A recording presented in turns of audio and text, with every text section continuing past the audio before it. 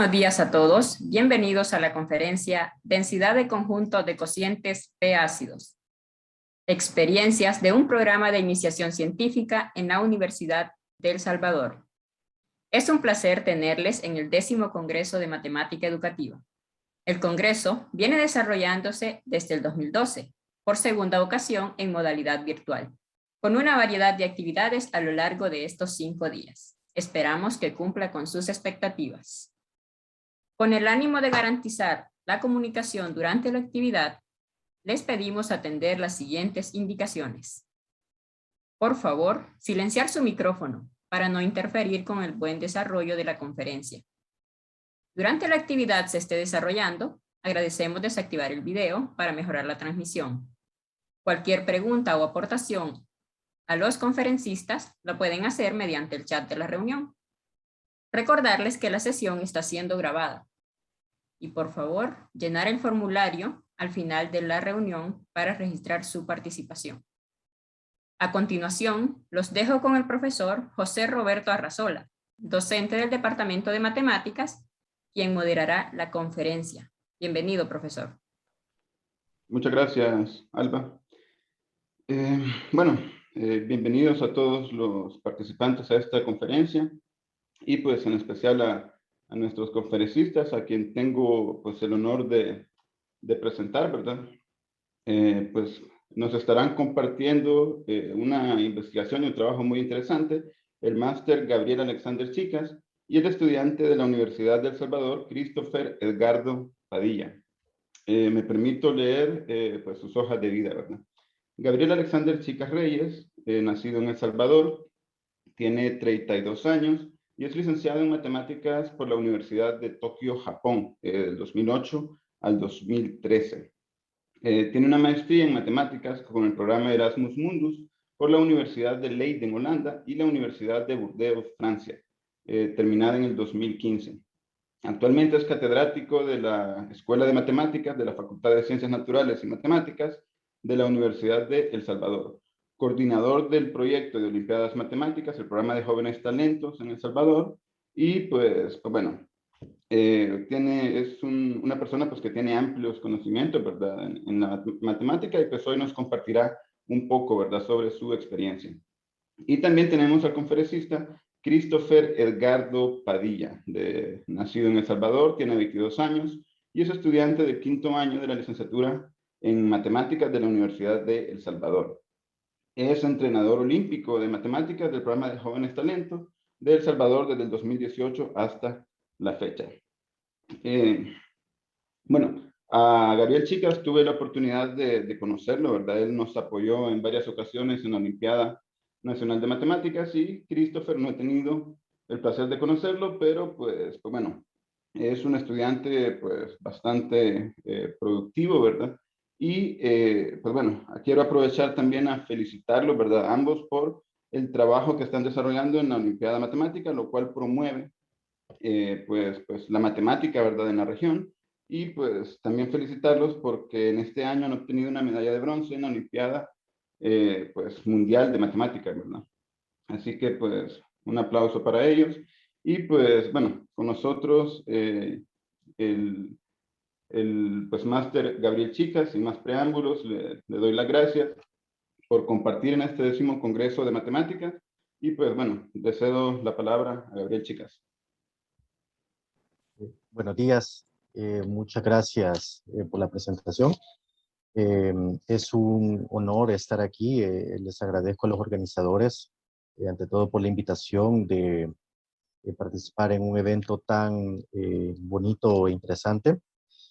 También por la oportunidad especialmente de compartir conocimientos, ¿verdad? Ciertamente estoy convencido de que el compartir ya sea conocimientos o experiencias, es de los actos más nobles y más gratificantes de esta profesión, de nuestra profesión de las matemáticas. Así que, pues bueno, en nombre de mi institución, que es la Escuela de Matemáticas en la Universidad de El Salvador, pues agradecemos el espacio y pues bueno, procederé a proyectar algunas diapositivas, si me permiten unos instantes.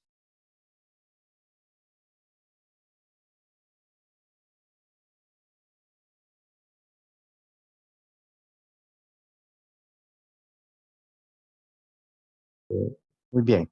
He desactivado mi video para, pues, quizá concentrarnos un poco más en las diapositivas. Espero que todo se vea bien. La conferencia se ha titulado Densidad de conjuntos de cocientes, que es el nombre del proyecto con el cual hemos trabajado con Christopher. Y pues el subtítulo, ¿verdad?, es Experiencia de un programa de iniciación científica en la Universidad de El Salvador. Primero, me gustaría dar algunas palabras muy breves, ¿no? Sobre a qué se refiere este título. Se trata de, pues, para hacer un resumen, ¿verdad?, una experiencia de enseñanza o aprendizaje de matemáticas un tanto poco común, ¿verdad?, que se basa en investigación, ¿verdad? Entonces, vamos a hablar un poco, ¿verdad?, de las experiencias de la enseñanza de matemáticas avanzadas basado en este paradigma de investigación, es decir, motivar activamente al estudiante a trabajar en problemas cercanos a la frontera de investigación. ¿A qué nos referimos con esto? Pues seguramente varios estamos familiarizados con este tipo de frases, ¿no? Como investigación. Bueno, quizá regreso mi video porque no he empezado aún. Nos referimos a investigación matemática, ¿verdad?, como en una contribución al cuerpo de conocimientos ya establecidos en determinada área y que también recibe cierto reconocimiento o arbitraje de tercero, ¿verdad? Digamos, por ejemplo, nosotros realizamos un trabajo dentro de cierta área, en este caso hablamos de la teoría de los números, esperamos obtener resultados originales, pero para garantizar su validez y también su difusión, nos encargamos de, pues, enviar estos resultados a algún medio de publicación o de divulgación, así como este, ¿verdad?, que sería pues el medio perfecto en esta época de pandemia para darnos a conocer y comunicar, ¿verdad?, los resultados de estas investigaciones. Entonces reitero, ¿verdad?, que en este caso, por investigación, nos estamos refiriendo a investigación en un sentido bastante estrecho, que es el de matemáticas puras, ¿verdad?, que es, como les digo, tomar cierto cuerpo de conocimientos ya establecido con cierta tradición, ¿verdad? Existe una literatura, ¿verdad?, de varias décadas, eh, digamos, entrar a dichas fuentes, conocerlas, ¿verdad?, conocer cuáles son los problemas clásicos, los problemas ya resueltos, los problemas nuevos, y pues, de ser posible, pues, resolver algunos de ellos, incluso proponer más, ¿verdad? Entonces, a esto es lo que nosotros le llamamos investigación, ¿verdad?, en el sentido más formal. Y en la Universidad de El Salvador, pues específicamente en nuestra facultad, hemos tenido un pequeño incentivo a estudiantes distinguidos para dedicarse a proyectos. Formalmente se llama el Programa de Auxiliares de Investigación, bajo el cual pues Christopher ha participado por 2 semestres consecutivos en este proyecto de números p-ádicos. Entonces, de esta forma pues solo ofrezco un contexto general de la actividad. Ciertamente el protagonista de esta intervención no es mi persona, sino es Christopher, quien les hablará pues de la base técnica del proyecto. Entonces, por mi parte, yo estaré a cargo, bueno, les presento 4 secciones, 2 de ellas son un poco breves. La primera, que es una breve presentación del planteamiento del problema, ¿verdad?, los objetos que son los números p-ádicos. Y al final quisiera retomar la palabra para reflexionar, ¿verdad?, para dar algunas opiniones de mi propia experiencia como docente, ¿verdad?, asesorando esta investigación. Y por su parte, Christopher pues nos hablará, como les digo, de los resultados del proyecto, además de su propia experiencia. Entonces, de esta forma, pienso que tanto el contenido de matemáticas como las experiencias como docente, como estudiante, les puedan parecer interesantes y pues por supuesto va a ser un placer interactuar con ustedes si tienen algún comentario o pregunta en el espacio respectivo. ¿Verdad? Entonces voy a dar comienzo a la exposición, a la primera parte sobre números p-ádicos. Entonces, muy bien.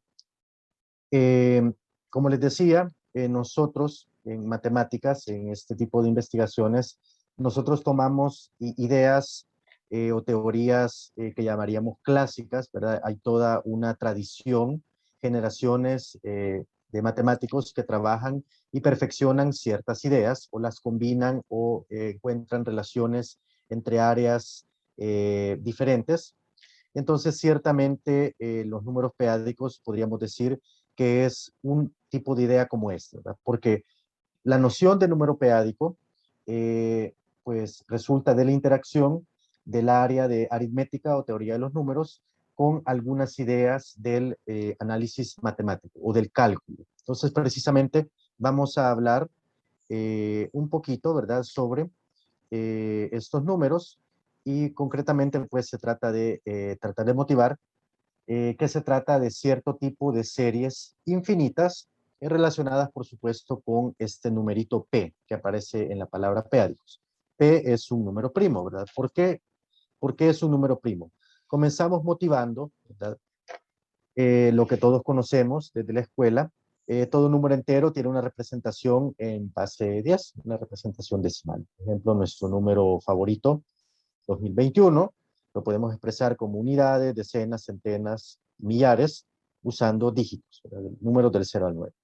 Pero también recordamos que a un mismo entero lo puedo representar base P, donde P es un primo.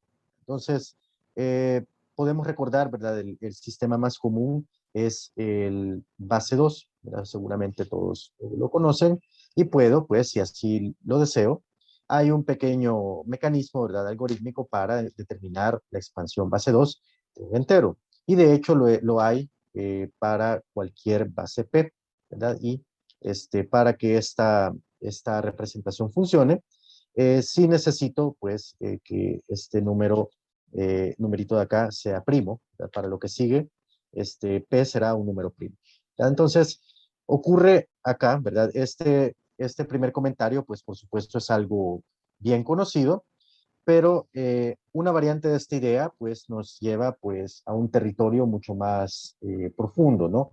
Resulta que, si yo me propongo hacer algo similar con los números racionales, hay casos en que sí lo puedo lograr de manera bonita, ¿no? Digamos, hay una expansión con con dígitos finitos, ¿verdad? Una suma bien definida. Por ejemplo, digamos, 134 entre 9, si yo lo quiero expandir base 3, el 134 tiene su representación base 3, que está acá, y luego lo divido por la potencia de 9, que es 3 al cuadrado, y por aritmética básica, yo puedo distribuir el denominador y me queda pues una expansión que pues la única novedad que hay es que hay potencias negativas del 3, ¿verdad? Pero pues ciertamente es una representación válida en el sentido de que puedo sumar los términos y me da precisamente esta fracción con la cual comencé. Pero la parte realmente curiosa de esta construcción es que hay ciertas fracciones para el cual este proceso de determinar la representación base P nunca acaba. ¿Ya? Por ejemplo, pues habíamos puesto acá el ejemplo de un medio. Si yo me propongo hallar la representación base 5, sigo un procedimiento elemental, pues resulta que primero yo separo uno de los dígitos, que sería 3, hay un sobrante, ¿verdad? Lo escribo como 5 por menos un medio, luego a esta fracción le aplico el mismo procedimiento, extraigo un dígito, ¿verdad? El dígito, pues base 5 sería entre 0 y 4, aquí logro sacar el 2, repito, aquí logro sacar otro 2, después otro 2 y así sucesivamente. Entonces, el detalle es que esta construcción nunca para, ¿verdad? Es una suma infinita pero está bien definida, ¿verdad? Hay una regla que me permite predecir, digamos, cuál sería el dígito en la posición 1000, o 1.000.000, o lo que ustedes quieran. Entonces, esto nos da pie a pensar, ¿verdad? ¿Qué tiene de especial una expansión infinita con dígitos, digamos, p-ádicos o como quieran llamarles? En realidad no debería de extrañarnos tanto la idea, ¿verdad? Porque nosotros trabajamos a diario con decimales infinitos, ¿no? Es decir, que es un número decimal, pues es precisamente unidades más decenas por 10, por centenas al cuadrado. Eh, y si hay, pues, potencias negativas también, pues lo que va después del punto decimal. Entonces, no suena tan extraño, ¿verdad? Considerar, pues, una serie donde en lugar del 10 haya un P, y que incluso tenga, pues, potencias negativas, ¿verdad? Pero, pues, la cuestión, ¿verdad? El problema es que como es una serie infinita, pues hay un problema para definir el valor, ¿verdad? O decir, bueno, ¿qué es? ¿Qué significa ese valor? Yo puedo escribir la serie con P, pero no está claro realmente qué representa, ¿verdad? O cómo lo manipulo. Entonces es una pregunta perfectamente válida. ¿Tendrá algún sentido considerar series infinitas base P? Pues resulta que sí lo es, ¿verdad? Por eso estamos acá. Entonces, en resumen, un entero p-ádico es, la manera más formal, una serie infinita de la forma a sub n p a la n, donde los numeritos que he denotado por A recorren los dígitos base P, que serían del 0 al P-1, ¿verdad? Y un número p-ádico sería un cociente, en un sentido que no vamos a decir acá, ¿verdad? Las operaciones con estas series se pueden definir, ¿verdad? Por eso hacía la alusión al cálculo diferencial o integral de nivel universitario.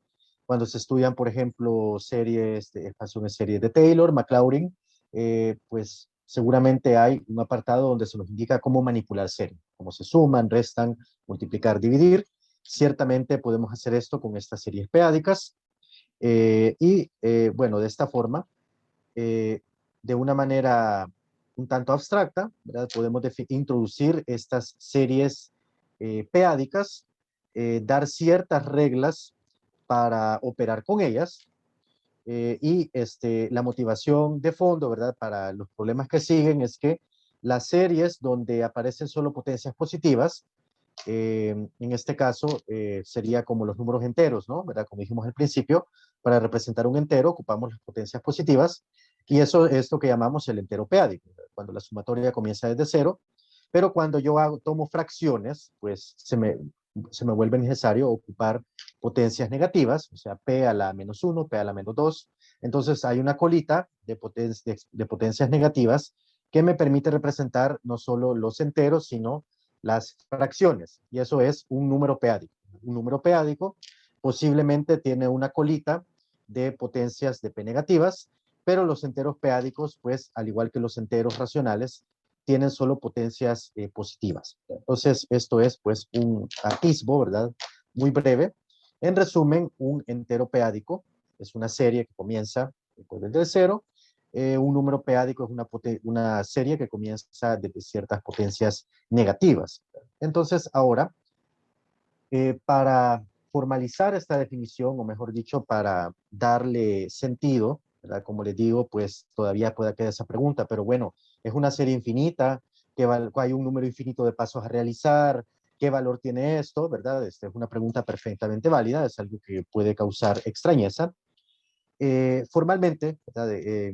Matemática más formal, más abstracta, se necesita el formalismo de topología, de espacios métricos, para hablar no de un valor de la serie, ¿verdad? Sino que formalmente es el límite de una serie, ¿verdad? Entonces, así como hacemos en cálculo, definimos el valor de una serie como el límite, ¿verdad? De la sucesión de sumas parciales. Entonces, para hablar de límites, hablar de convergencia y demás, se vuelve aparente la necesidad de introducir una topología o métrica, según le guste, el lenguaje que le guste, en este espacio, ¿verdad? De series.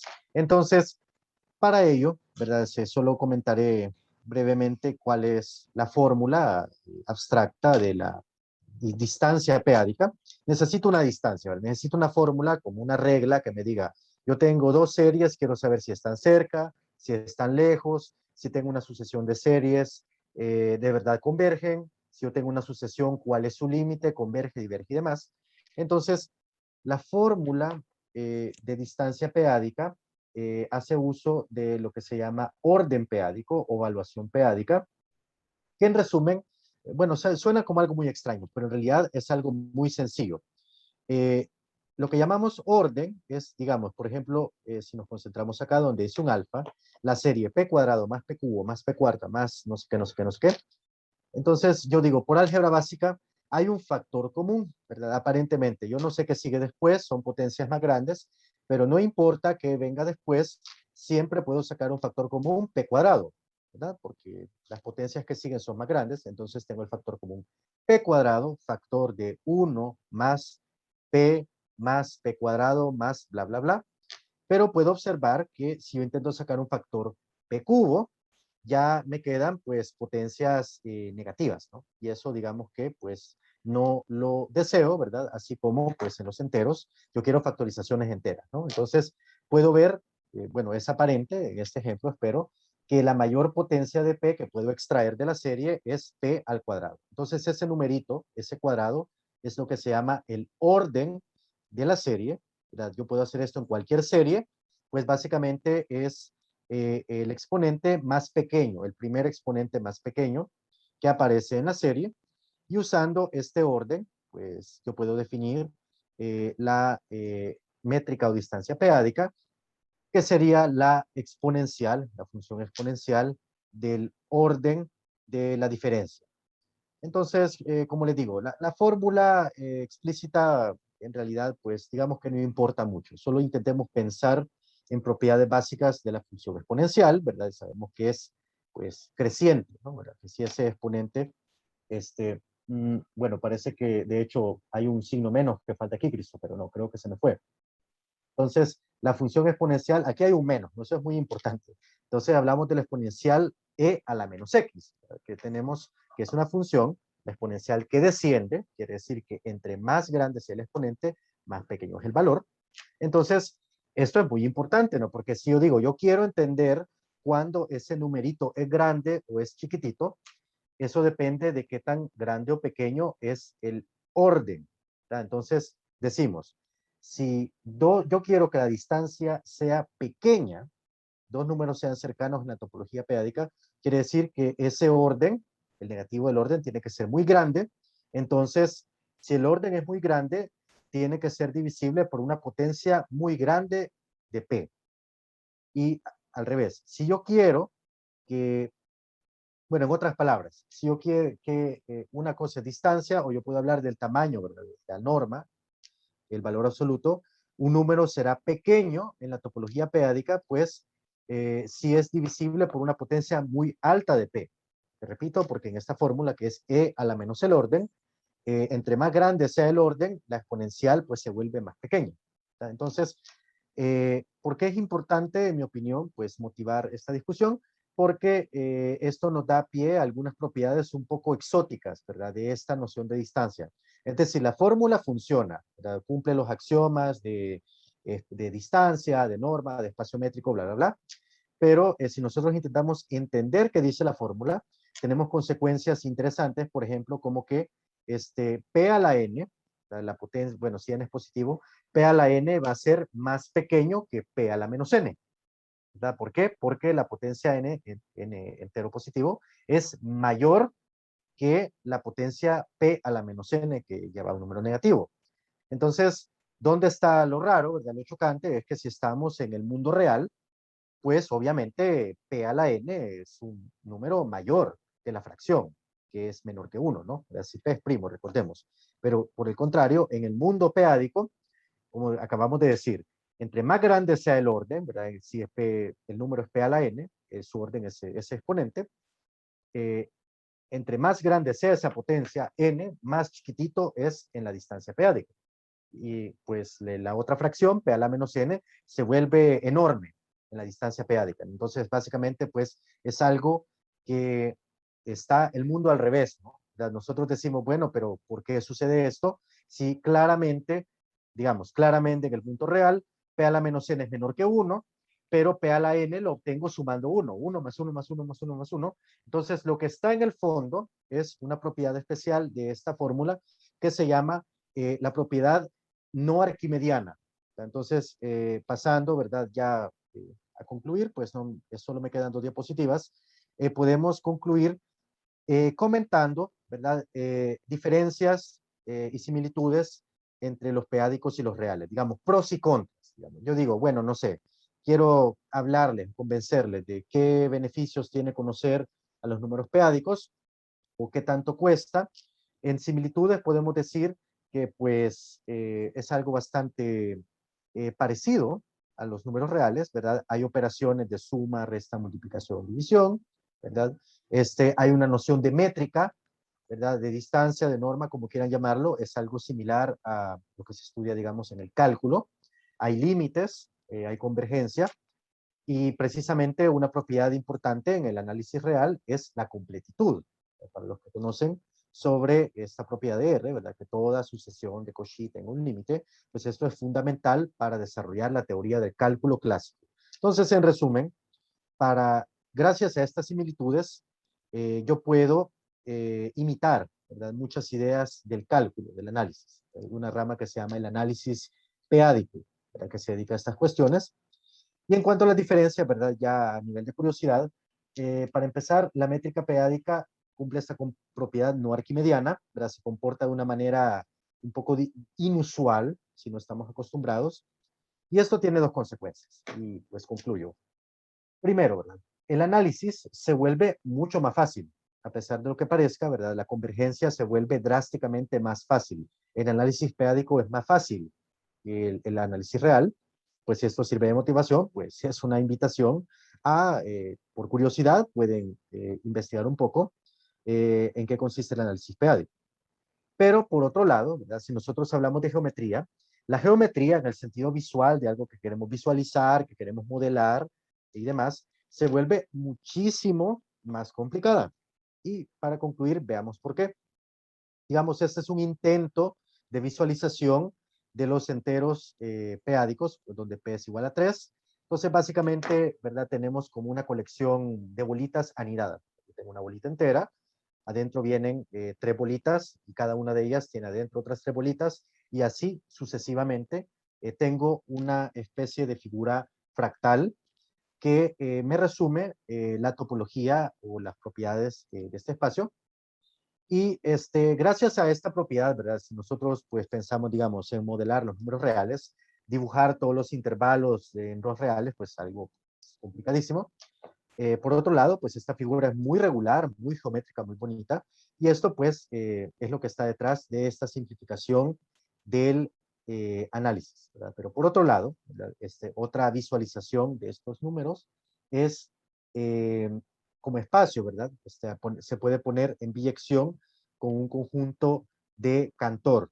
Entonces, el dibujo anterior es una visualización, no es el conjunto verdadero. Si yo quiero ver los puntitos, ¿verdad? Ver como una recta p-ádica, pues el problema es que es imposible de visualizar de manera fácil porque es un conjunto de Cantor. En este caso estamos viendo el conjunto de Cantor clásico que tiene 2. O sea, imaginemos la figura anterior, donde en lugar de 3 bolitas hayan 2. Entonces estamos viendo como una especie de transversal.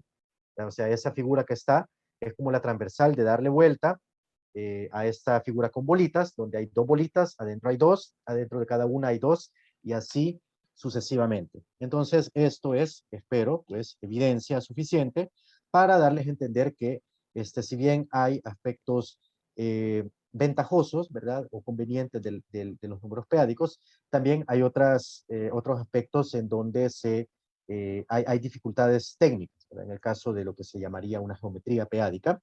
Y esto pues pertenece a ideas que yo llamaría pues ultramodernas, avances muy recientes en la teoría de los números, ¿verdad? Que tienen que ver, en fin, con ideas básicamente pues del siglo XX o XXI. Entonces, para concluir, ¿verdad?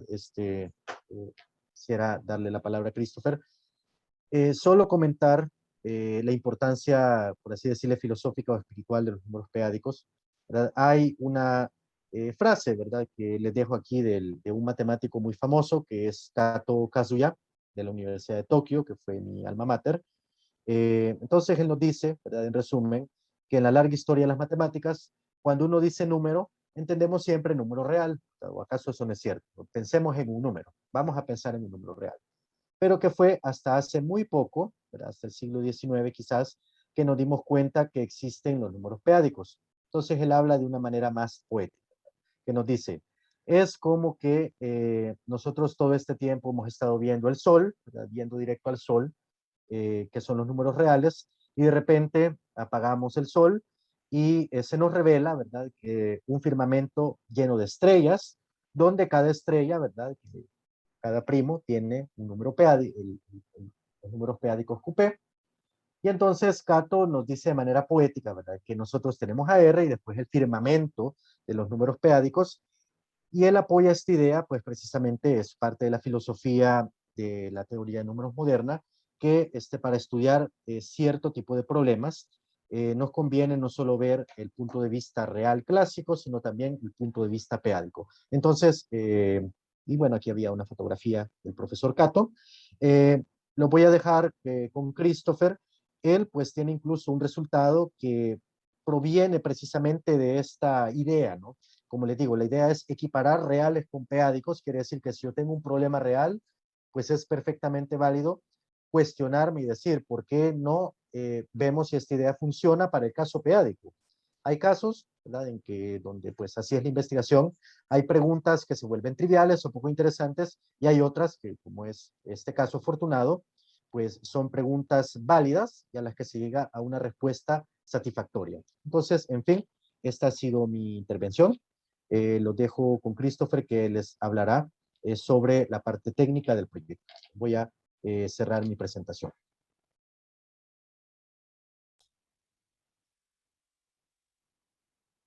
Hola, buenos días. Permítanme un segundo, voy a comenzar a presentar.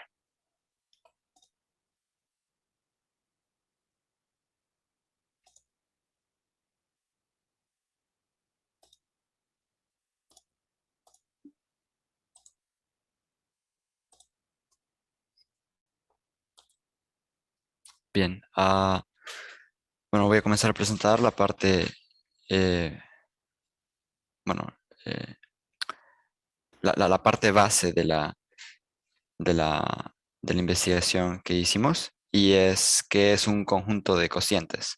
Entonces, comencemos. Para, bueno, un conjunto de cocientes es, si ya conocemos un conjunto A, digamos, por ejemplo, subconjuntos naturales, y luego nos consideramos todas las fracciones que tienen el numerador como un elemento de A y el denominador también como un elemento de A, pues a eso le llamamos el conjunto de cocientes de A.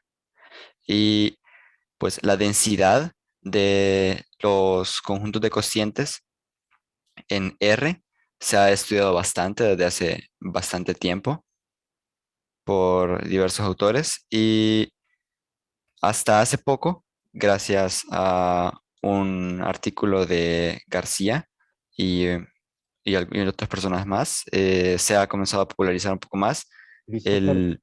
disculpas que te interrumpa, pero creo que tu presentación está estática. Hola, ¿cómo? No se ve que estés en la diapositiva correcta, estoy equivocado. Ahorita no se puede ver. Estoy moviendo el mouse. No, me refiero a que, pues, parece que no estabas en la diapositiva de conjuntos de cocientes.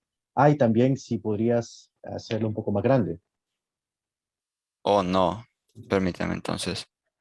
Lo siento.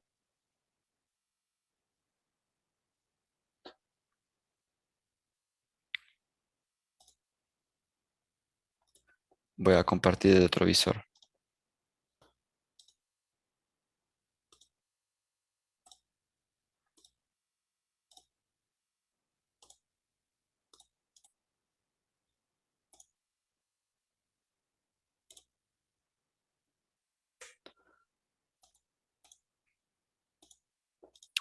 Ahora sí ya se ve mejor. Es decir, ahora sí ya se puede ver. Sí, excelente. Vaya, ok. Lo siento. aparecer el otro visor de PDF, no funcionaba bien. Bueno, entonces estaba diciendo de que considerar la densidad de estos conjuntos de cocientes en QP es algo bastante nuevo y propuesto por García en el artículo 1, que ya vamos a ver la referencia al final. Eh, y bueno, este artículo consiste de una exposición a un montón de problemas y a un montón de preguntas sobre diversos conjuntos de cocientes y sus densidades en los cuerpos p-ádicos. Entonces, en ese mismo artículo, García presenta varios lemas que son muy útiles para probar la densidad de conjuntos de cocientes en QP. Por cierto, con densidad me refiero a que puedo acercarme a cualquier elemento de QP con elementos de mi conjunto de cocientes. Acercarme es con la métrica p-ádica, ¿verdad? Entonces, los siguientes 4 lemas son lemas muy importantes para probar diversos resultados de, de densidad de conjuntos de cocientes. Y el primero es que si yo tengo un conjunto que es denso en QP, entonces todas las poblaciones p-ádicas finitas posibles tienen que estar en S. Es decir, siempre hay un elemento de S que tiene cada evaluación p-ádica posible. Si yo digo, hay un elemento, si el conjunto es denso en QP, entonces hay un elemento que tiene evaluación p-ádica 17 o 0 o 15. Entonces, este nos sirve para descartar eh, algunas hipótesis que, que sean falsas, ¿no? Porque si nos hace falta alguna evaluación, entonces simplemente no es denso el conjunto. Luego, el lema 2 nos habla de progresiones geométricas y nos dice que las progresiones geométricas nunca son densas para ningún QP.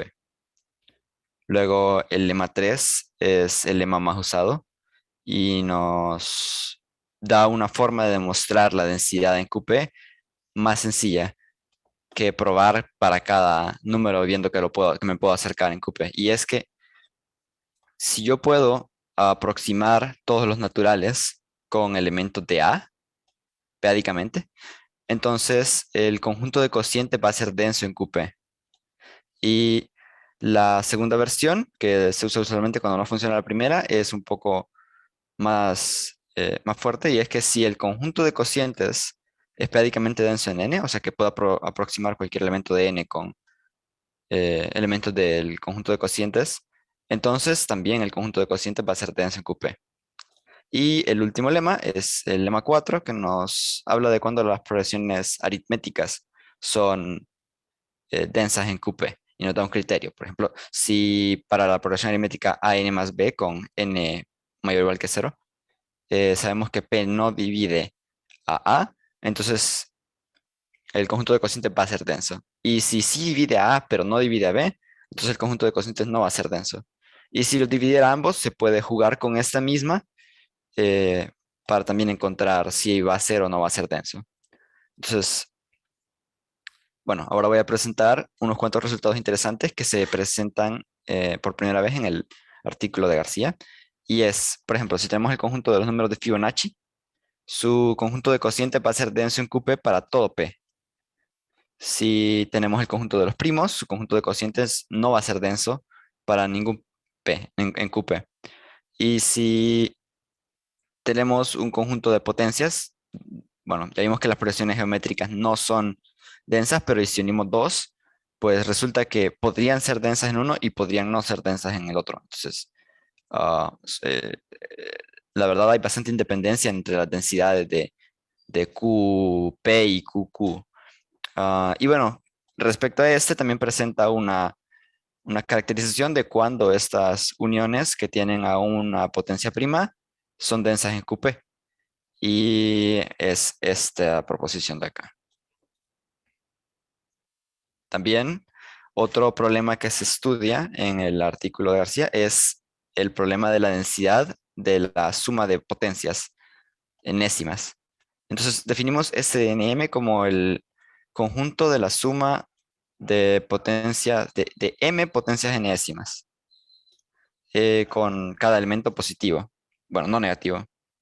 Y ahora lo que nos preguntamos, o bueno, lo que se pregunta García es, ¿cuándo es el conjunto de cocientes de esto denso en QP?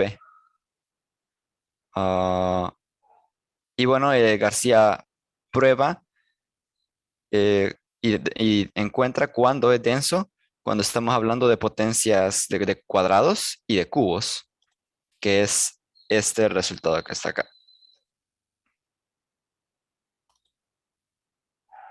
Y bueno, este es uno de los problemas en los que nos enfocamos.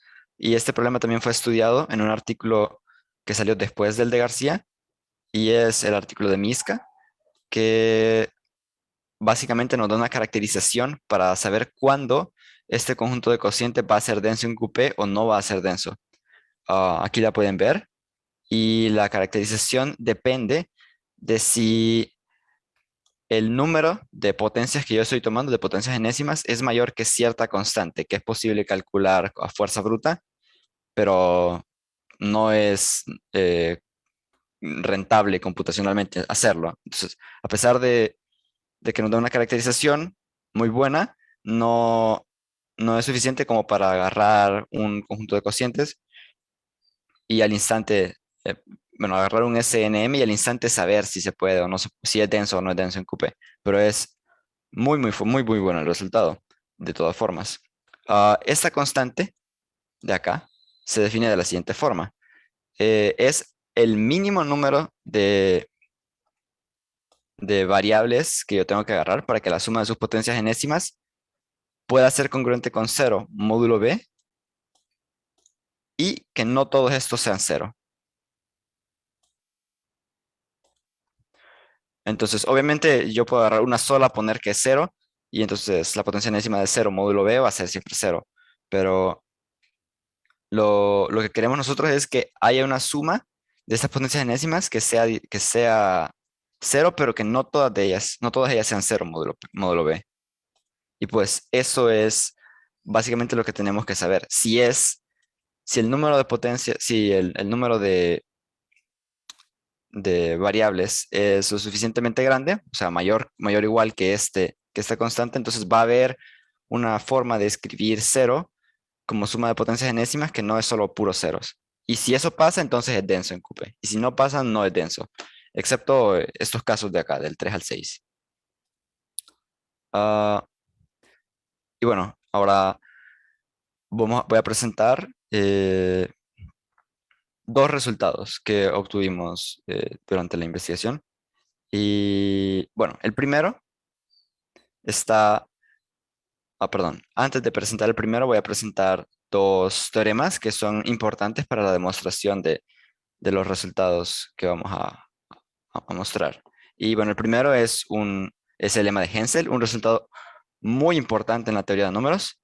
Y bueno, básicamente nos dice que si nosotros tenemos un polinomio eh, y, le, y el polinomio tiene una raíz módulo p, entonces es posible extender esa raíz módulo p para que sea una raíz en todo ZP. Entonces, para que sea una raíz verdadera del polinomio, no solo módulo p. O equivalentemente que si tenemos módulo p, la podemos hacer módulo p cuadrado y luego módulo p cubo y así sucesivamente. Entonces nos da una condición que nos garantiza eso, y es esta condición de acá, de que la derivada no sea 0 módulo p en el punto donde sí se hace 0 la función. Y el siguiente, bueno, el segundo teorema es la cota de Hasse-Weil, que es un resultado de curvas algebraicas. En este caso, cuando decimos una curva, nos referimos a una ecuación polinomial que tiene, eh, bueno, nos referimos al conjunto de puntos que son soluciones de la ecuación polinomial. Y bueno, este es un resultado bastante técnico. eh, Así que, bueno, igual. Entonces, lo que dice el resultado es lo siguiente. Si tenemos una curva, pues podemos obtener una cota sobre la cantidad de soluciones posibles para esa curva en un módulo P. Bueno, en realidad es un poco más general. Habla sobre campos finitos de cualquier orden, pero nosotros solo vamos a usar para módulo P. Entonces, si tenemos una curva C que cumple ciertas condiciones, pues la cantidad de soluciones menos P más 1, en este caso, va a ser menor o igual que 2 veces el género de la curva eh, por la raíz de P, donde el género de la curva es, eh, bueno, la cantidad de agujeros que tiene eh, esta superficie, bueno, este espacio C. Ah, y bueno, ya vamos a ver para qué se utiliza. Ahorita lo presento y después cuando lo utilicemos volvemos a él. Entonces, el primer resultado que obtuvimos ahora sí es inspirado por un artículo sobre densidad de conjuntos de cocientes en R. Y el artículo se llama Four Quotient Set Gems y presenta cuatro resultados sobre densidad de conjuntos de cocientes en R. Entonces, lo que dice la primera gema es que si tenemos todos los números naturales y agarramos solo los que tienen primer dígito 1 base B, pues podemos saber si su conjunto de cocientes es o no es denso eh, en R fácilmente. Y va a ser denso solo cuando la base que estemos agarrando sea 2, 3 o 4. Si es cualquier otra base mayor que 4, no va a ser denso. Entonces, lo que nosotros pensamos ahora es, bueno, ya sabemos cómo se ve en R. ¿Será que hay alguna forma de plantear la misma pregunta en QP? Y entonces planteemos el análogo. La, el análogo que planteamos es el siguiente. Agarramos todos los elementos de QP que tienen como primer dígito fijo acá. Y, y bueno, el caso eh, K igual a 0 no tiene sentido, perdón, me faltó aquí, era un mayor porque eh, básicamente estaríamos agarrando todos el primer dígito no puede ser 0. Y bueno, entonces la pregunta es ¿cuándo va a ser esto denso en QP? Y bueno, se puede responder esta pregunta y resulta de que va a ser denso siempre que P sea 2. Pero si P no es 2, para todos los primos que no sean 2, no va a ser denso en QP, este conjunto. Ahora, a pesar de que esta pregunta es interesante, es posible generalizarla más, ¿no? Entonces, lo que hacemos para generalizar esta pregunta es pensar en, primero, solo los racionales que al expresarlos como en su expansión p-ádica tienen el primer dígito igual a k, solo los racionales, y luego verlo no necesariamente solo en QP, sino que lo vemos en QQ, donde Q es cualquier otro primo. Entonces estaríamos comparando como los resultados de los conjuntos de cocientes que tienen eh, un dígito fijo en una base, pero en el QP correspondiente al otro, o sea, como en la otra base. Ah, entonces aquí Q puede ser posiblemente distinto de P y esa es la parte interesante de la pregunta. Y bueno,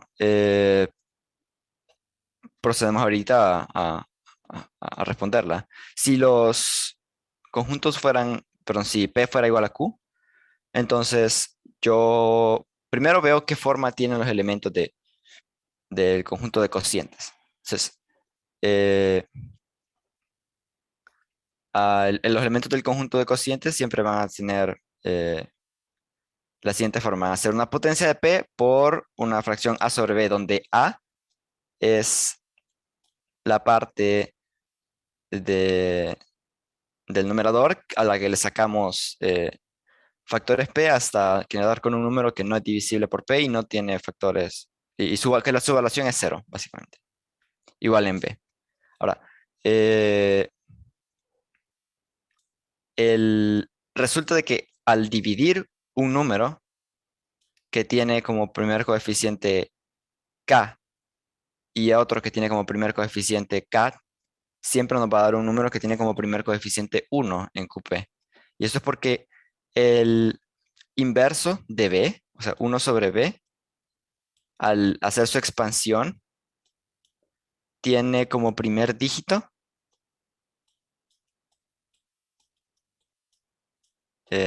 tiene como primer dígito el inverso de K módulo P.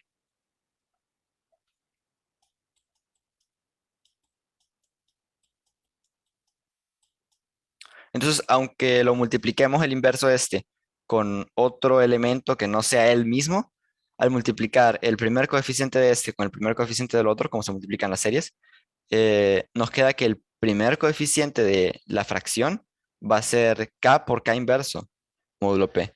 Y eso es 1. Entonces, básicamente lo que hemos obtenido es que el conjunto de cocientes de SKP va a ser siempre un subconjunto de S1, que es cuando el primer dígito que agarramos era 1. Y bueno, aquí notamos que para cualquier primo mayor que 2 siempre va a ser imposible aproximar al número 2 con elementos de RS. Y esto es porque la evaluación p-ádica de, de 2 menos x, o sea, el- la distancia que va a haber entre 2 y cualquier elemento del conjunto de cocientes siempre va a ser menor o igual que 0. Porque si tuviera, si x tuviera una evaluación mayor que 0, simplemente la evaluación de esto sería 0. Si tuviera una evaluación igual, pues nos quedaría en la resta acá algo que tiene como primer coeficiente 1, o sea que su evaluación también sería 0. Y si tiene alguna evaluación menor que 0, pues la evaluación de 2 menos esto va a ser menor que 0 también. Entonces es imposible acercarnos. O sea, nos gustaría que la potencia de esto fuera, de P de esto fuera lo más grande posible para acercarnos, pero aquí vemos que no puede pasar de ser. Entonces no podemos acercarnos tanto como queramos. Así que es imposible aproximar 2 con elementos de RS, por lo que el conjunto no sería denso en QP. Y ahora, si el primo Q es distinto, es posible eh, eh, es posible probar que siempre va a ser denso en QQ, el conjunto. Y eso lo hacemos primero viendo de que nuestro conjunto que tiene todos los racionales que tienen expansión p-ádica con primer dígito K, es más grande que el conjunto que considera a solo las sucesiones aritméticas que tienen, que son de la forma K más PX, donde X es un entero positivo. Y nosotros ya sabemos cuándo los conjuntos de cocientes de los conjuntos de progresiones aritméticas son densos. Y son densos cuando P no divide a A, y que era el lema 4. Pero en este caso, lo que habría que verificar es que Q no divide a P. Pero como P y Q son primos distintos, ya sabemos que no lo divide. Entonces, por ese lema ya podemos ver que el conjunto de cocientes de A, en este caso, va a ser denso en QQ. Y como A es más pequeño que, bueno, A está contenido en nuestro conjunto SK, entonces su conjunto de cocientes también va a estar contenido. Así que si yo quiero aproximar cualquier número de QP, de QQ con elementos de R de SK, pues solo agarro elementos de RDA. Y yo sé que con eso ya puedo siempre aproximarlo. Entonces este era el primer resultado. Y el segundo resultado tiene que ver con la densidad de conjuntos de la forma SNM, que son los estudiados en el artículo de García y en el artículo de Miska. Ah, bueno, el resultado principal que obtuvimos es el siguiente. A partir de cierto primo, el conjunto de cocientes va a ser denso en QP si solo si la cantidad de potencias enésimas es mayor que una constante de acá, que sería teta de n, p. Entonces, esto es una versión más débil del teorema que demuestra en el artículo de Miska, pero lo vamos a probar por un método completamente distinto. Entonces, el artículo de Miska lo que dice es que funciona para todo P Bueno, y si aquí modificamos en vez de pp a la algo, una potencia por ahí. Pero, bueno, el resultado que tenemos nosotros es solo para partir de cierto primo. Pero para partir de cierto primo, que puede calcularse. Entonces, este resultado es un sí, solo sí, ¿no? La parte más fácil de probar es que si es denso, entonces tiene que pasar esto de acá. Y la parte más difícil es probarlo al revés, que si esto pasa, entonces el conjunto este de cocientes debe ser denso. Y la parte difícil se prueba eh, básicamente combinando estos dos teoremas. El primero es que si yo sé que el conjunto de cocientes cubre a todo módulo P, o sea que cualquier número módulo P se puede obtener con elementos del conjunto de cocientes, entonces se cumple la condición del teorema, que era de que si M era mayor o igual que esa constante, entonces el conjunto va a ser denso. Entonces, y la segunda parte es que para cualquier n que yo agarre, n chiquita, a partir de cierto primo, el conjunto este de cocientes siempre va a cubrir a todo módulo P. En este caso lo hacemos solo para 2, pero si se puede para 2, se puede para varios más, solo hacemos los demás 0. Entonces los resultados se complementan así. Para probar lo que queremos la dirección que queremos del teorema anterior, necesitamos primero probar, gracias a este teorema de acá, que el conjunto de cocientes cubre a todo módulo P. Y además, sabemos que el conjunto de cocientes siempre va a cubrir a todo módulo P a partir de cierto número.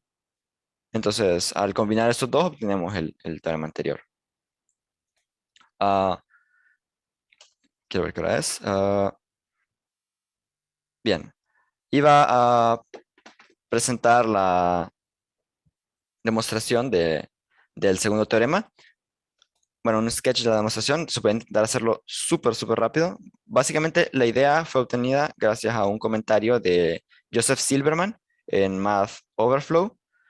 Y lo que se hace es tomar esta curva y probar que existen soluciones a esta curva siempre a partir de cierto número que tienen a z distinto de 0 en módulo P.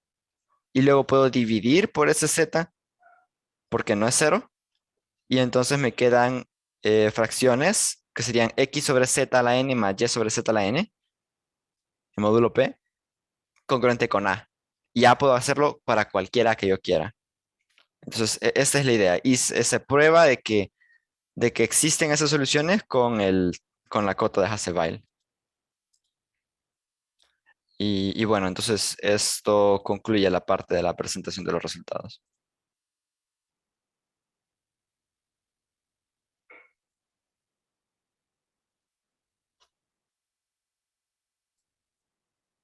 Perdón, micrófono. Trataré de ser breve. Yo ya hablé bastante, yo creo que no es necesario añadir más. Para no perder más tiempo, quizás si Christopher puede mover su diapositiva. La siguiente, por favor. Entonces, solo les dejo unas reflexiones, ¿no? Hablaré rápidamente, a lo mejor se puede interactuar posterior a la presentación. Eh, Les hablaba de pros y contras, ¿verdad? De este paradigma de la experiencia temprana de investigación o como yo puse en el título de la conferencia, lo que llamamos iniciación científica. Entonces, en resumen, el pro, ¿verdad? El primer pro, que creo que es lo que se desea. ¿verdad? Se desea motivar al estudiante a la vida científica, académica, del matemático investigador. Entonces, pues qué mejor manera de motivar a alguien a estudiar una profesión que dándole una pequeña muestra, ¿verdad? De cómo la vida transcurre para un matemático profesional, ¿verdad? En el sentido de este tipo de investigaciones. Entonces podríamos decir que este tipo de programas es una especie de experiencia vocacional o una pasantía, como queramos decirlo. Es una manera de interpretarlo, viendo al ser investigador como una carrera, ¿verdad? En sí misma. Otra ventaja un poco más relacionada, ¿verdad?, al quehacer cotidiano de la universidad, es la posibilidad de explorar temas fuera del currículo, que es algo, pues, que es un tema, me parece que en cualquier institución se tiene una discusión permanente, ¿no?, de cuáles son los temas más importantes en ciertas asignaturas. Me parece que nunca hay tiempo de ponerse al tanto de todo lo que ocurre en todas las áreas, pero entonces este tipo de actividad da un medio muy efectivo, me parece, ¿verdad?, para adentrarse en la exploración de temas que simplemente no caben, ¿verdad?, en la malla curricular, ¿verdad? Solo comentarles que, pues, en el transcurso de un año, el estudiante, o sea, Christopher, pues digamos que pasó de no saber pues prácticamente nada sobre números periódicos, lo cual es perfectamente aceptable, ¿verdad? Pues hay cosas que sabemos y no sabemos, pero con la dedicación y perseverancia suficiente, pues luego de un año vemos un cambio, ¿verdad?, en el dominio de dichos temas, ¿verdad? Entonces, y un tercer punto a favor es, bueno, pues en el punto de vista de construir carrera, ¿verdad? El perfil académico del estudiante puede fortalecerse. Como les digo, ¿verdad? Yo reitero mi opinión, mi postura como profesional. Al menos para mí es muy importante que en nuestro gremio, pues, demos a conocer nuestro trabajo, ¿verdad? Las mejores contribuciones, me parece, se hacen al compartirlas o al trabajar en un grupo, ¿verdad? Muy rara vez vamos a lograr, ¿verdad?, nuestro máximo potencial, ¿verdad?, sacarle el jugo a nuestras ideas si nosotros nos aislamos. Entonces, bajo esa filosofía es que, al menos a mi parecer, es muy bueno que los estudiantes se familiaricen con este tipo de espacios académicos, bueno, como estamos acá con él, ¿verdad? O también, pues, el medio escrito, que son las publicaciones, y esto en general, pues ciertamente son puntos a favor para una carrera académica en posgrado, digamos, ¿verdad? O incluso si el estudiante decide no seguir por ese rumbo, me parece que este tipo de puntos son bienvenidos en el currículo de cualquier profesional, ya sea de la academia o de la industria. Entonces, cerrando con algunos comentarios que podríamos considerar en contra. Por supuesto que todo enfoque o toda tendencia tiene sus pros y contras. Eh, un problema muy evidente que pues, se agudizó en esta modalidad virtual para nosotros es que simplemente el tiempo no alcanza, el tiempo se nos va de las manos. Entonces, el proyecto, ¿verdad?, ejecutar este tipo de investigación, no cualquier investigación, ¿verdad?, reitero, sino una investigación de calidad, bien realizada, ¿verdad?, tratando con la debida seriedad, ¿verdad?, la revisión de literatura, la preparación de los artículos, de las conferencias y demás, es algo que toma bastantes recursos y el estudiante debe balancear esto con sus obligaciones que llamaríamos cotidianas, sus asignaturas, sus parciales, sus exposiciones grupales, sus laboratorios, etcétera. Y esto, pues, no voy a ocultar lo que es difícil. Y también, como docente, ¿verdad?, pues es una actividad adicional hacer espacio para este tipo de supervisión. Como les digo, es una experiencia especial, por así decirlo, ¿verdad? Estamos familiarizados, pues, con dar un curso, digamos, asesorar una tesis o participar en un seminario. Esta experiencia de investigación para estudiantes es algo que como que va entre medio, ¿no? Es algo como un poco más especial, pero en resumen que merece su tiempo, no es algo que puedo dejar ahí puesto, me acuerdo al final del semestre que escriba su reporte y se acabó. Definitivamente es una actividad intensiva tanto para el tutor como para el estudiante. El segundo factor que podríamos llamar no en contra, sino que es pues la naturaleza de la actividad, requiere mucha motivación y mucha perseverancia.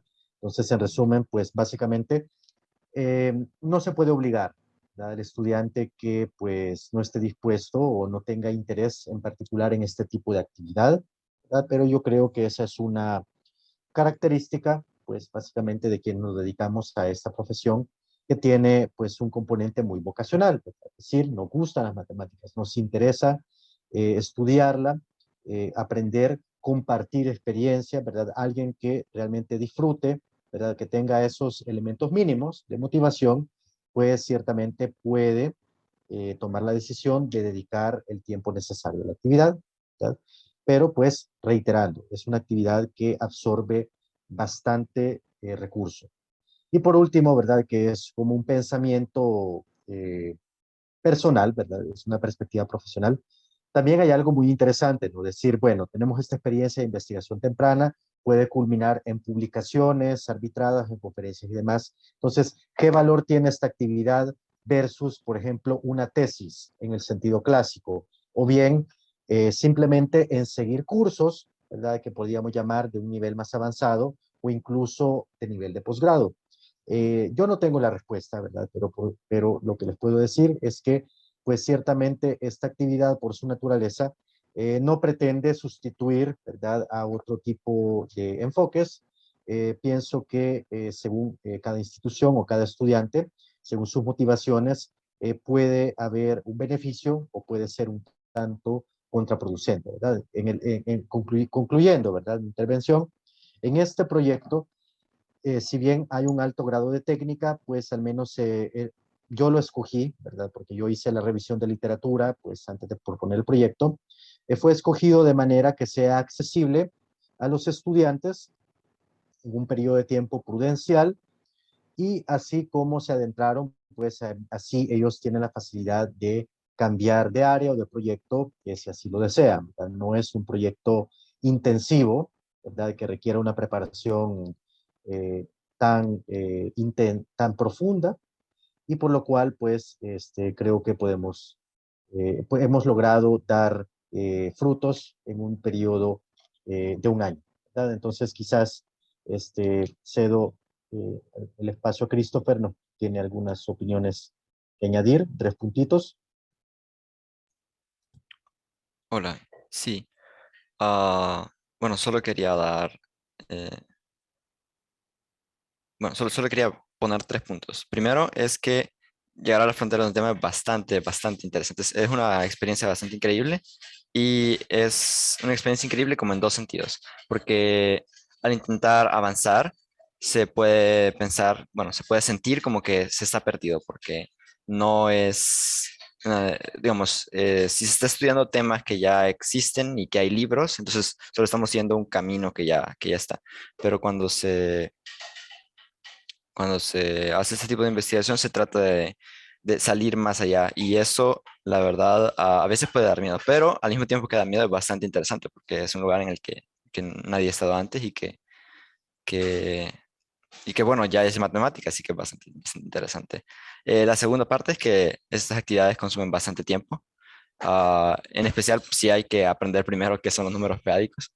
Ah, pero créanme que vale la pena. Entonces, si tienen la oportunidad de hacer algo así, inténtenlo. Les va a gustar. Y la última parte era que saber qué preguntar también es muy importante. Es casi tan importante, tan importante como responder la pregunta que se está preguntando. Porque cuando ya no hay preguntas hechas y hay que hacer nuevas preguntas que sean interesantes, bueno, esa es una parte fundamental de la investigación. Pero bueno, eso es todo lo que quería decir.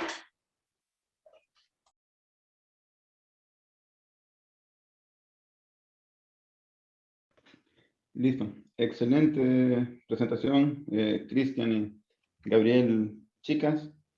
Eh, bueno, pues los felicito, ¿verdad? Por este trabajo que han desarrollado y pues que han tenido a bien compartir con nosotros. Y pues a continuación pasaremos a una ronda de preguntas. Bueno, solo hubo una pregunta en el chat.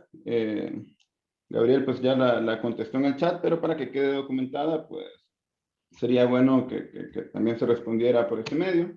Y la pregunta la hizo Jaime Arnoldo López. Él pregunta, a la hora de definir la métrica p-ádica, ¿cómo se demuestra que la norma o la distancia, ¿verdad?, entre dos números x, y es 0 si y solo si x igual a y? Porque según las definiciones de métrica, se debe perdón, debe de ser cuando la diferencia entre los órdenes de X y Y sea infinita. Entonces no sé si quieren responder esa pregunta por este medio. Digo, Christopher, no sé. Yo dejé el comentario en el chat.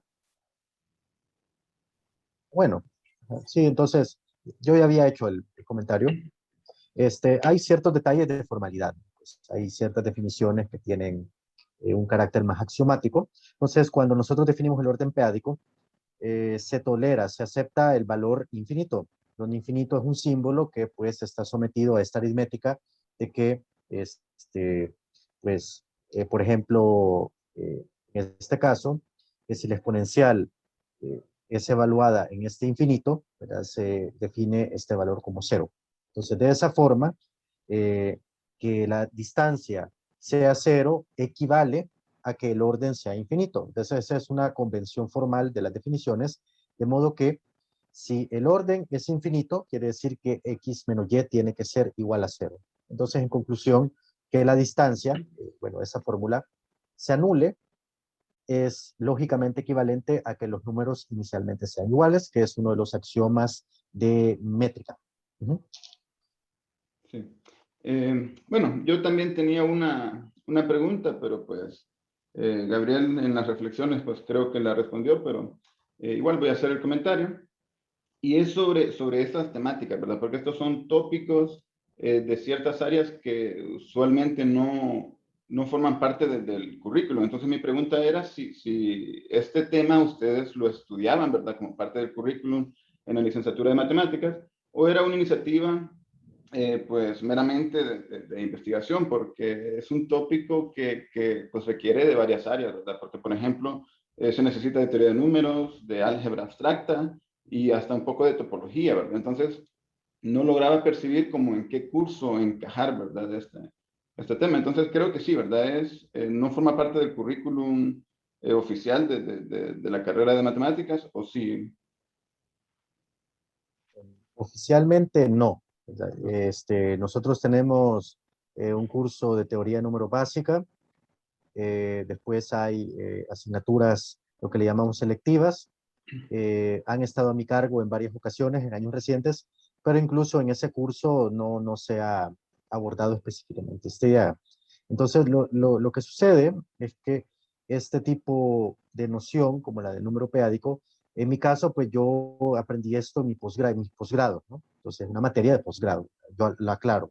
Pero entonces, parte de la dificultad, ¿verdad?, de esta noción es, como bien has dicho, que se trata de una mezcla de ideas, tal y como lo dije al principio. Entonces, el problema, bueno, el obstáculo principal a superar junto con el estudiante es dar un salto de madurez en su pensamiento matemático, porque pues como seguramente ustedes conocen, bueno, tienen en su plan, en su malla curricular, en los primeros años se tienen asignaturas de un carácter elemental, ¿verdad? Pero gradualmente las materias más avanzadas, difíciles, o como quiera llamarse, pues me parece que comparten la característica de no solo son un cuerpo, una lista de resultados, sino que son ideas de áreas diferentes que se comienzan a combinar.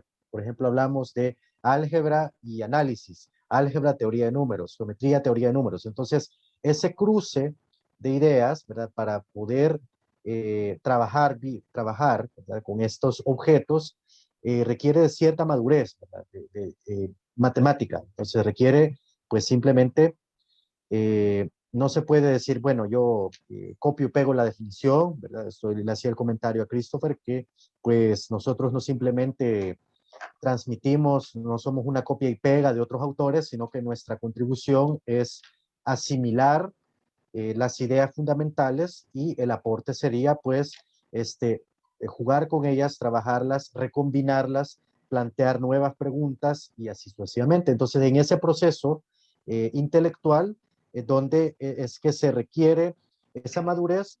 Para cerrar el comentario, pues es difícil exigir esta cualidad en toda la licenciatura. Es decir, a todos los estudiantes les vamos a exigir que manejen estas asignaturas de posgrado, etcétera. Pues ciertamente ese no es el espíritu de los proyectos, sino simplemente dar como un aliciente para aquellos que estén motivados, que tengan la curiosidad, que digan yo quiero dedicar tiempo a esto, y dedicándole el tiempo, que ese es otro mensaje, ¿verdad? Estos temas no son inaccesibles, no es algo, es perfectamente normal no entender por un día o por semanas o por meses o años, incluso en los temas más avanzados, es normal, ¿verdad? Pero lo fundamental es estar motivado y tener el interés, y me uno a la invitación de Christopher, de quienes tengan interés en estos temas, pues el primer paso es motivarse, ¿verdad? Buscar información, preguntar, estamos a disposición. Si quieren contactarnos, va a ser un placer, ¿verdad? Intercambiar experiencias. Listo. Pues bueno, muchas gracias, Gabriel Chicas y Christopher Padilla. Y en nombre de la Universidad Pedagógica Nacional Francisco Morazán, del Departamento de Ciencias Matemáticas y del Comité Organizador del Congreso, pues les doy las gracias, ¿verdad?, por su excelente aporte, ¿verdad?, al desarrollo de las matemáticas y por compartir, pues, esta experiencia, ¿verdad?, con nosotros en el Congreso COME, ¿verdad? A continuación, pues, presentaremos el diploma de reconocimiento por su aporte en el 10º Congreso de Matemática Educativa. Y pues este diploma pues ha sido firmado por el vicerrector académico, por el jefe del departamento de matemáticas y por la presidenta del comité coordinador del evento, ¿verdad? Pues dice Universidad Pedagógica Francisco Morazán, vicerrectoría académica, departamento de ciencias matemáticas y comité organizador del Congreso de Matemática Educativa, otorgan el presente diploma a Gabriel Alexander Chicas Reyes, también hay uno, ¿verdad?, para Christopher, por su colaboración al impartir la conferencia Densidad de conjuntos de cocientes p-ádicos, experiencias de un programa de iniciación científica en la Universidad de El Salvador. En el 10º Congreso de Matemática Educativa, realizado en la modalidad virtual del 9 al 13 de agosto del 2021. Tegucigalpa, Honduras, 13 de agosto del 2021, y las firmas antes mencionadas pues aparecen al final. Así que reitero mi agradecimiento a Gabriel Chicas, ¿verdad?, y a Christopher por su excelente aporte en este congreso, y pues, bueno, lo damos por finalizado en este momento, y a todos los participantes, muchas gracias también por su atención, por haber venido a este evento, y los invitamos a continuar en las próximas actividades del Congreso COME. Muchas gracias, feliz tarde a todos.